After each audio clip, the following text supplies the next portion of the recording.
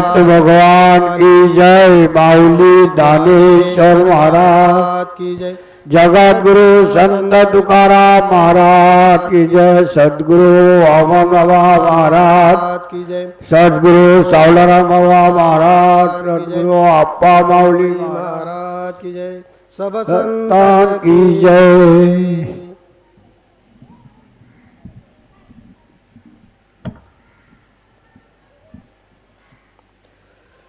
वक्रतुंड महाकाय सूर्यकोटि समप्रभ निर्विघ्नं कुरु मे देव सर्वकार्येषु सर्वदा। सर्वमंगलमांगल्ये शिवे सर्वार्थसाधिके शरणे त्र्यंबके गौरी नारायणे नमस्तुते। मंगलं भगवान विष्णु मंगलं गरुडं ध्वजा मंगलपुंडरीकाक्ष मंगलांतनो हरे। गुरुर्ब्रह्मा गुरुर्विष्णु गुरुर्देवो महेश्वरा गुरुर्साक्षात् परब्रह्म तस्मै श्री गुरवे नमः। वसुदेवसुतं देवं कंसचाणूरमर्दनं देवकी परमानन्दनं कृष्णं वन्दे जगद्गुरुम्।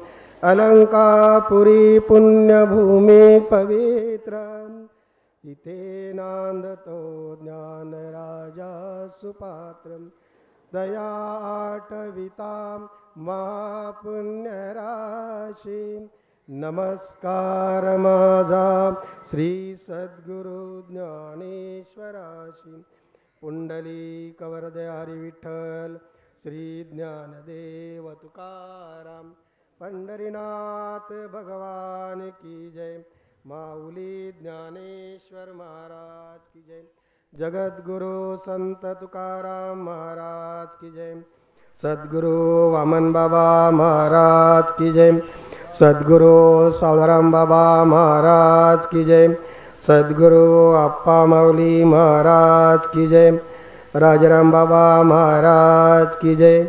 बिटू बाबा महाराज की जय। सब संतन की जय। मुंजेश्वर भगवान की जय।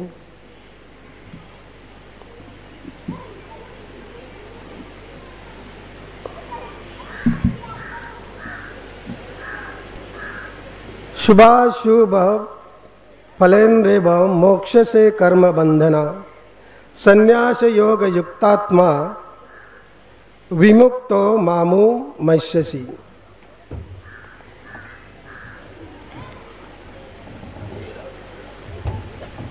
मग अग्निकुंडी विजय घातली तिय अंकुर दशे जेवी मुकली तेवी न फलीची मज अर्पिली शुभाशुभे अगा कर्मी जे उरावे ते तिही सुखदुःखी फलावे आणि तया ते भोगावया यावे देहा एका।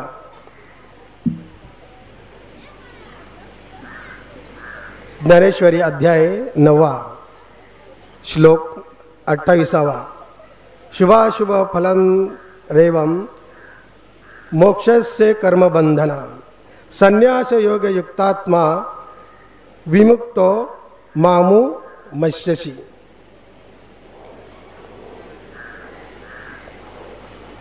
आज या ठिकाणी आपल्या केरणे गावातील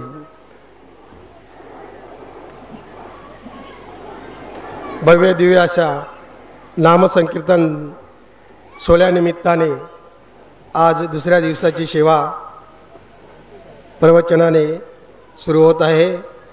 श्री मुंजेश्वर भजन सामाजिक संस्था, विठ्ठल रुक्मिणी मंदिर समिती, महिला ग्राम संघ आणि ग्रामस्थ मंडल खेरणे यांच्या संयुक्त विद्यमाने हा नामसंकीर्तन सोहळा आज या ठिकाणी दुसऱ्या दिवसाची सेवा संपन्न होत आहे। श्री मुंजेश्वराच्या या प्रांगणामध्ये भव्य दिव्य अशा स्वरूपाचा हा नाम संकीर्तन सोहळा या ठिकाणी आपल्या सर्वांच्या उपस्थितीत आणि सर्वांच्या प्रेमाकातर आणि आदरातिथ्याने आज संपन्न होत आहे. या कार्यक्रमाचे निमित्त म्हणजे मुंजेश्वर भजन सामाजिक संस्था या संस्थेला, या मंडळाला रजिस्टर प्राप्त झाल्यानंतर 25 वर्ष पूर्ण होत आहे. त्या निमित्ताने हा नाम संकीर्तन सोहळा या ठिकाणी संपन्न होत आहे. निमित्ताशिवाय कुठलंही कार्य होत नसतं, त्याला काहीतरी निमित्त असावं लागतं. आणि त्या निमित्ताने आज या ठिकाणी हा 2.5 दिवसीय सोहळा, नाम संकीर्तन सोहळा सुरू आहे. आणि या दुसऱ्या दिवसाची सेवा, आज प्रवचनरूपी सेवा माझ्याकडे आलेली आहे. त्या निमित्ताने आगा कर्मी जे उरावे ते तेही सुखदुःखा फळावे आणि तया ते भोगावया यावे देहा एका. आगा कर्मी जे उरावे, कर्म करून जे गेले, आज आपल्या अगोदर आपले आजा पंजा जे आपल्यातून निघून गेले, त्यांची काहीतरी कीर्ती किंवा काहीतरी त्यांचं कर्म या ठिकाणी शिल्लक आहेत. म्हणूनच या ठिकाणी असा भव्य दिव्य हा सोहळा या ठिकाणी संपन्न होत आहे. काल या ठिकाणी लक्ष्मण महाराजांनी इवलेसे रोप लाविले द्वारी, त्याचा वेळू गेला गगनावरी. मोगरा फुलला, मोगरा फुलला, फुले वेचिताची बहरू कलियासी आला. या भजन मंडळाद्वारे एक संदेश देण्याचा विचार आलेला असल्या कारणाने त्यांनी हा नामसंकीर्तन सोहळा आयोजित केलेला आहे. कुठलंही कार्य करण्याअगोदर जे आपले पूर्वज असतात किंवा जे देवधर्म आपण जे मानतो, त्यांचा आशीर्वाद आपल्याला घ्यावाच लागतो. आज या मुंजेश्वराच्या प्रांगणामध्ये सतत कुठलं ना कोणताही कार्य इथे होत असतं. आताच 1 महिन्यापूर्वी 3.5 दिवसीय अखंड हरिनाम सप्ताह सोहळा संपन्न झाला. त्यानंतर ताबडतोब आता दुसराही हा 2.5 दिवसीय सोहळा संपन्न होत आहे. यामागे काहीतरी कुठेतरी पुण्याचा साठा असेल, म्हणूनच हे कार्य या ठिकाणी संपन्न होत आहे. आणि ही जागा म्हटलं तर या मुंजेश्वराचे जे प्रांगण आहे, एक पवित्र ठिकाण आहे. पूर्वापाड चालत आलेले या जागेचं महत्त्व आणि पावित्र्य राखलेलं आहे आणि याही पुढे ते आपल्याला राखावायचं आहे. जे पूर्वी काहीतरी येथे पुण्यकर्म झालेलं असेल, म्हणूनच असे हे भव्य दिव्य या ठिकाणी कार्यक्रम होत आहेत. भजनाचे विचार केला तर आपल्या गावाला बऱ्याच वर्षापासून भजन परंपरा ही सुरूच आहे. त्यानंतर आजपर्यंत आताही काल महाराजांनी सांगितलं की फुले वेचिताची बहरू कलियाशी आला. कारण ज्या मागे ज्या पुरुषांनी जे कर्म केले, जे भजनासाठी त्यांनी आपले आयुष्य घालवले, त्यांच्याच पुण्याईच्या आज जोरावर हे भजन परंपरा पुढे चालत आलेली आहे. हे भजन परंपरा पूर्वी आपल्या गावामध्ये संगीत भजन नव्हतं. वारकरी भजन व्हायचं. आणि वारकरी भजन हे त्यावेळी कुठल्या त्यावेळी एवढं का मोठे कार्यक्रम महिन्याला किंवा आठवड्याला असं काय होत नव्हते. कधीतरी कुणाची पूजा असेल किंवा गणपती असेल, गणपती उत्सव किंवा कुठल्या एखादी मिरवणूक असेल त्याच वेळी भजन असायचे. त्यावेळी आमचे वडील बुध्या आशा फडके आणि आमचे चुलते हे वारकरी भजन करायचे. आणि त्यांना साथ देणारे कचरू पाटील, उंदीर तांबडे, बामा तांबडे, तसेच लक्ष्मणरावजी पाटील, परशुराम महाराज गोंधळी या अशा लोकांनी त्यावेळी ही भजन परंपरा राखलेली आहे. मग त्यानंतर आपले कार्यकर्ते, आपले सरपंच बाळाशेठ गोंधळी यांनी भजन परंपरा पुढे चालू केली.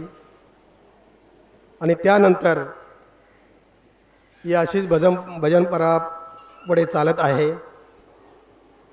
आणि त्यानंतर आता काल लक्ष्मण महाराजाची की फुले वेचिताची बहरू कली अशी आला. आता बरेच भजन मंडळ झालेले आहेत, भजन कलाकार निर्माण झालेले आहेत. आणि ही भजन परंपरा अशीच पुढे चालावी यासाठी बऱ्याच लोकांनी मेहनत घेतलेली आहे. आपले बालाशेठ असतील, त्रिंबक बुवा आपल्या गावामध्ये होते, पांडुरंग पाटील होते, तेही होऊन गेले या ठिकाणी आपल्या इथे. बरेच लोकांनी जुन्या लोकांनी ही भजन परंपरा, तसेच आपले बलीशेठ बिशू गोंधळी यांनी सुद्धा या भजनामध्ये, आणि त्याच्यामध्ये सर्वात जर सिंहाचा वाटा जर असेल या भजन परंपरेमध्ये तर आपले सर्वांचे लाडके म्हणजे गणाशेठ गोंधळी हे स्वतः कुठे कार्यक्रम कोणाकडे करायचा असेल स्वतः पकवाज घेऊन, आणि मी जे भजन करायला लागलो खरं म्हणजे त्यांच्या आशीर्वादाने हे भजन मी शिकलेलं आहे किंवा त्यांचे ऋण माझ्यावर आहेतच. खरं म्हणजे त्यांचं 5ही भावंड आता आमच्याबरोबर आहेतच. आता मी ज्यावेळी भजन करायला लागलो त्यावेळी आपले बाबराव, निवृत्ती गोंधळी, हिरामन गोंधळी, शंकर गोंधळी, आपले बिशी डबल आपले बुधाजी, कैलासवासी बुधाजी गोंधळी हे सुद्धा मोठ्या आनंदाने असायचे. जयवंत गोंधळी होते, अनंता बच्चू हे होते. त्यानंतर बरेच अशा आपली भजन परंपरा ही पुढे चालू झालेली आहे. आणि त्यानंतर आता तुमच्यासारखे बरीच, आता तुमचे पूर्ण परिवारच भजनामध्ये आहे, कारण ते तुमच्यात वडिलांची कृपा, आजोबांची कृपा ही तुमच्यावर आहेच. आणि सर्वांवरच आपल्या गावावर खरं म्हणजे भजन परंपरा ही आपल्या वाडवडिलांची, विठूबाबांची, वामनबाबांची, सावळरामबाबांची, आप्पा माऊलींची आणि मुंजेश्वराची कृपा आहे. म्हणून हे असे सोहळे आपल्या या ठिकाणी संपन्न होत आहेत. आणि अशीच पुढे चालत राहावी ही ईश्वरचरणी प्रार्थना आहे. आगाकर्मी जे उरावे, जे त्या मागे या लोकांनी जे कर्म केले त्याचेच फळ आज आपण त्याच्या फळाचा सुगंध आपण आज घेत आहोत. आज सुंदर सुंदर गायक आपल्या गावामध्ये भजनी कलाकार निर्माण झालेले आहेत. आज बघितलं तर आपले सूरज गोंधळी जर महाराष्ट्राच्या बाहेर भजन परंपरा आपली साम्राज्य आपल्या गावाचं नाव हे ते रोशन करत आहेत किंवा गावाचं नाव उज्ज्वल करत आहेत. अशी ही भजन परंपरा आपल्या गावाला लाभलेली आहे. आगा कर्मी जी उरावे ते तीही सुखी दुःखी फलावे आणि तया ते भोगावया यावे देहा एका. कर्म माणसाने करत राहावे, कर्म हे करत राहावे. आता तुम्ही माझा विचार केला तर माझी परिस्थिती भजन करण्याची सुद्धा नव्हती. आता तुम्हाला सर्वांना या माहीतच आहे. परंतु मला कारण वडिलांचाच वारसा माझ्याकडे आलेला असेल, आई वडिलांची कृपा, गुरूंची कृपा, तुमची सर्वांचा आशीर्वाद, ती मला गप्प बसून देत नव्हती. शाळेमध्ये असताना मी गाणी कविता वगैरे करायला लागलो. ते करता करता मला भजनाचा छंद लागला. नंतर आपल्या निवृत्ती दादा यांच्याबरोबर घनाशेड यांच्याबरोबर त्यांच्या घरी पेटी घ्यायचं आणि मग त्यांच्याबरोबर बसायचं. नंतर भजन शिकायला लागलो. भजन करता करता पुढे माझं मन का ते एका चित्तानं राहत नाही. भजन केल्यानंतर काही कुठं कीर्तनाला जा. मग कीर्तनाला जात सुद्धा असताना आता माझी भजनाची सुद्धा पेटी घेण्याची सुद्धा ऐपत नव्हती. परंतु देवाच्या कृपेने पेटी पकवाज सर्व ते त्यावेळी मिळालं आणि भजन सुरू केलेलं आहे. आणि यानंतर जी भजनसुद्धा राखण्याचा प्रयत्न मी केलेला आहे. त्याचबरोबर आध्यात्मिक विचार केला तर आपल्या गावामध्ये पूर्वीसुद्धा मालकरी मंडळी होती, मी आताही आहेत. परंतु मी ज्यावेळी झाली मला 30 वर्ष जवळजवळ झाली आता माळ घातलेली, म्हणजे अर्धा आयुष्य त्याच्यामध्येच गेलेला आहे. कारण एखाद्या माणसाला एखादी वस्तू मिळावी आणि तिचा उपभोग घ्यावा हे साहजिकच आहे. ज्यांच्याकडे आहे ते त्या गोष्टीचा उपयोग घेत असतात. ज्यांच्याकडे पैसा आहे ते पैशाचा उपयोग घेत असतात.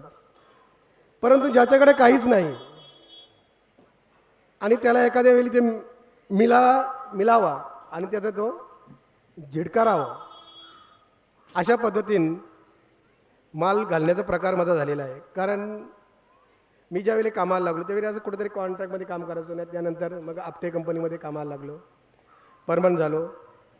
जरा कुठे 2 टाईम व्यवस्थित मिळायला लागले. परंतु भजनामध्ये असल्या कारणाने ते मन चंचल झालं. मग ते भजनाला गेल्यानंतर मग ते विक्षिप्त यायला लागलं. हे करू नये, ते खाऊ नये, ते करू नये. मग त्या कार्यामध्ये त्याच वेळेला आप्पा माऊलीसारखे सद्ग्रस्त सद्गुरू भेटले आणि त्यावेळी त्यांच्याकडनं माळ घातलेले आपले संजय महाराज त्यासाठी साक्षी आहेत. खरं म्हणजे सांगायचं तात्पर्य एक आहे, आता त्यावेळी मी कामाला लागलो, माझ्याकडं थोडाफार येत होतं पैसा, म्हणजे खाऊन पिऊन बरं होतं म्हणजे. पण एखाद्या माणसाकडे पैसा आला तर माणूस काही करू शकतो. परंतु ते न करता हे माल घालण्याचा प्रकार झाला, म्हणजे त्यापासून अलिप्त राहिलं. म्हणजे असं कोणी काही ज्यांच्याकडे पैसा आहे ना ते पैसा सोडून माल घालते किंवा असं कोण सहसा कुठं प्रकार होत नाहीत. परंतु म्हणजे सांगायचं तात्पर्य एवढंच की भजन परंपरा ही मी जोपासण्याचा प्रयत्न केलेला, तसंच वारकरी ही परंपरासुद्धा जोपासण्याचा प्रयत्न केलेला आहे. आणि आपल्या गावामध्ये आप्पा माऊलीला आणून गुरु भंडारा आणण्याचा प्रयत्नसुद्धा मी केलेला आहे. आणि तसंच म्हणजे आपल्या गावात भजनी परंपरा पूर्वीपासून चालूच होती. एकादशीला आपल्या मंदिरामध्ये ज्यावेळी परशुराम महाराज होते, तुमचे बाबा होते, त्यावेळी हरिपाठ व्हायचा. पण त्यानंतर काय काळानंतर तो खंडित झाला.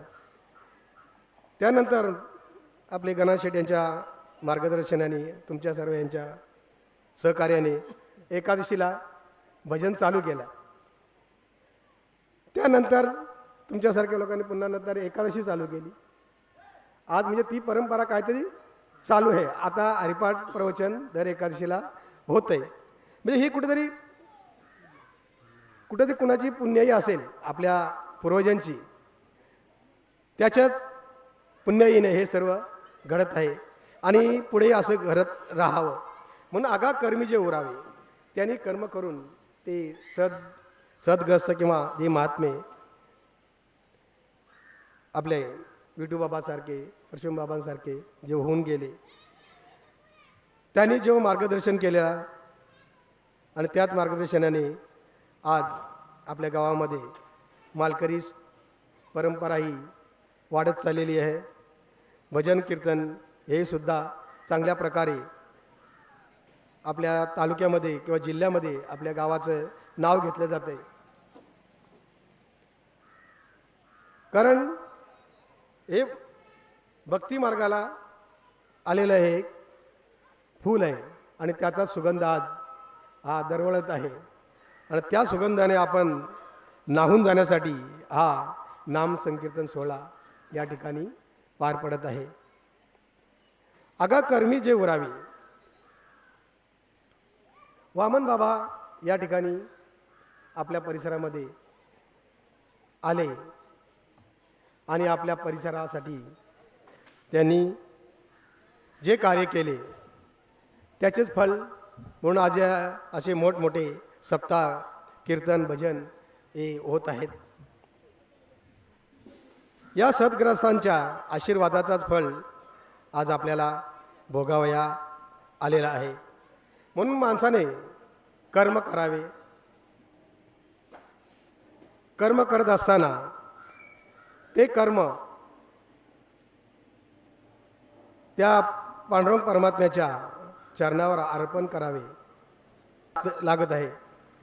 आणि म्हणूनच ह्या जन्मी, आता मागच्या जन्मी कुणी काय कर्म केले कुणाला माहीत नाहीत, परंतु ह्या जन्मामध्ये आपण कर्म करावे. कोणते कर्म करावे? कर्म करताना इथं सांगितलेलं आहे की फळाची अपेक्षा तुम्ही करायची नाही. कर्म करताना या महाराज फळाची अपेक्षा करायची नाही. आगा कर्मी जे उरावी, कर्मासाठी तुम्ही जे कर्म कराल ते भगवंताच्या चरणावर अर्पण करा. ते तुम्हाला पुढच्या जन्मी भोगाव्या येणार नाही. मग तुम्ही चांगले असतील वाईट असतील, कारण पुनरुपी जननम पुनरुपी मरणम या देहाच्या भोगासाठी तुम्हाला यावं लागणार नाही. म्हणून जे कर्म आपले कर्म आहे ते त्या परमात्म्याच्या चरणावर अर्पण करावे.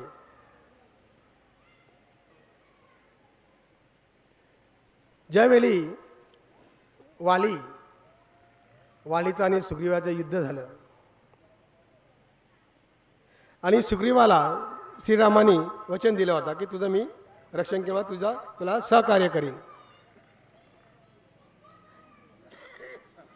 त्याप्रमाणे वालीचं आणि सुग्रीवाचं युद्ध झालं.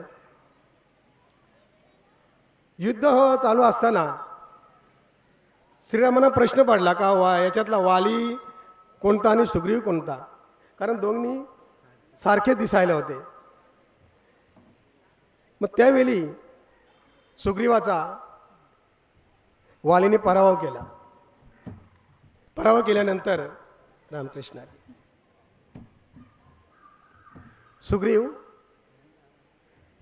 श्रीरामांकडे आला. श्रीरामानं सांगितलं की प्रभू तुम्ही माझं सहकार्य करणार होतात, पण तुम्ही का माझं सहकार्य केलेलं नाही.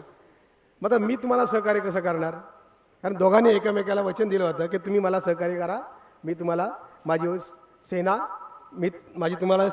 सेना देईन. पण त्यावेळी श्रीराम म्हणाले का तुम्ही दिसायला दोघे एक सारखेच आहेत. मला प्रश्न पडला की वाली कुठला आणि सुग्रीव कोणता.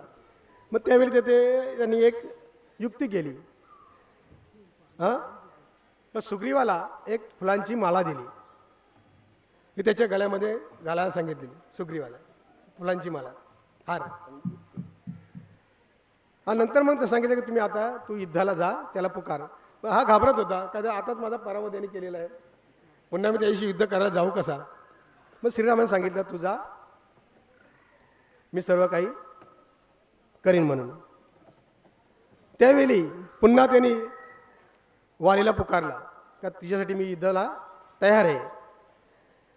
मग वालीने आता त्याला हरवलेला होता सुग्रीवाला, तो कशाला घाबरते, तो उड्या टाकत झाला. त्यावेळी आता यांना माहीतच आहे आखाड्यामध्ये उतरतात कसे, ते उड्या टाकूनच उतरायचे नाही का, दंड टपडून आखाड्यामध्ये.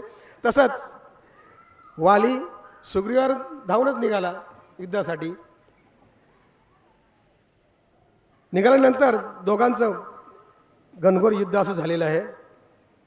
त्यावेळी युद्ध चालू असताना श्रीरामांना खून पडली का याच्यामध्ये गळ्यामध्ये हार म्हणजे हा सुग्रीवच आहे. मग तेव्हा श्रीरामांनी आपल्या धनुष्याला बाण लावून वालीवर तो बाण चालवलेला आहे आणि वालीला धरार्थी पाडलेला. पाडल्यानंतर श्रीराम त्याच्या समोर येतात, वाली समोर. तेव्हा वाली म्हणतोय की रामा, मी तुझा काय दोष, माझा दोष काय, मी तुझं काय वाईट केलं होतं, तू मला का मारलास. पण त्यावेळेला श्रीरामांनी त्याच्या तो शरीराला लागलेला बाण त्याच्यातून काढला आणि आपल्या भात्यामध्ये टाकलेला आहे. जसा जो श्रीरामाचा स्पर्श त्या वालीला झाला, वालीच्या मध्ये जो असलेला अहंकार, असलेला क्रोध, तो नाहीसा झालेला आहे. कारण श्रीरामांचा स्पर्श झाला त्यावेळेला. श्रीरामांचा स्पर्श झाल्यामुळे त्याचा अहंकार त्या ठिकाणी गळून पडलेला आहे. आणि मग तो वाली, कारण सद्ग्रस्तांचा सहवास सुद्धा उद्धाराला कारण होते. तर श्रीरामसारखे प्रभू, तर त्यांचा सहवास किंवा त्यांचा स्पर्श झाल्यानंतर कोण उद्धार पावणार नाही.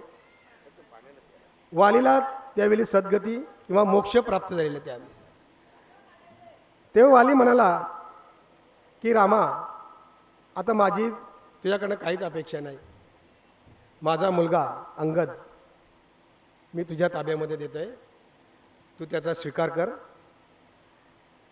आणि सुग्रीवाला सांगितलं की तू पुढे या राजाचा राज्य कारभार तू चालव. आणि रामाला विनंती केली की श्रीरामा, मला माफ कर, माझी चुकी झाली, मी तुम्हाला ओळखले नाही. कारण ज्यावेळी बात्यात त्यांच्या शरीरातून बाण काढता वेळी जो त्यांना स्पर्श झाला, त्याच्यात त्याची सर्व अहंभाव किंवा जो दंभ होता तो सर्व निघून गेल्यामुळे तो अशा प्रकारे बोलू लागला की मला आता मुक्ती दे. त्याप्रमाणे श्रीरामाने त्यावेळेला वालीला मुक्ती दिलेली आहे. म्हणजे आपण कर्म करीत असताना आपल्या त्या कर्माचा साधारण आपण केलेले कर्म आपण आठवले किंवा त्याचा पश्चाताप झाला तर त्याच्यातून निवृत्त होण्याची एक संधी असते आपल्याला. कारण याच्यामध्ये ज्ञानेश्वरीमध्ये सुद्धा सांगितलेलं भगवंतांनी का तुम्ही कर्म करा, कर्म करा, त्याची आशा, फळाची आशा बाळगू नका. वाईट चांगले कर्म असेल ते मलाच अर्पण करा. कारण तुमच्या जन्ममृत्यूचे जे राडगाडगं आहे त्यातून तुम्हाला निवृत्त होण्यासाठी हाच योग्य मार्ग आहे.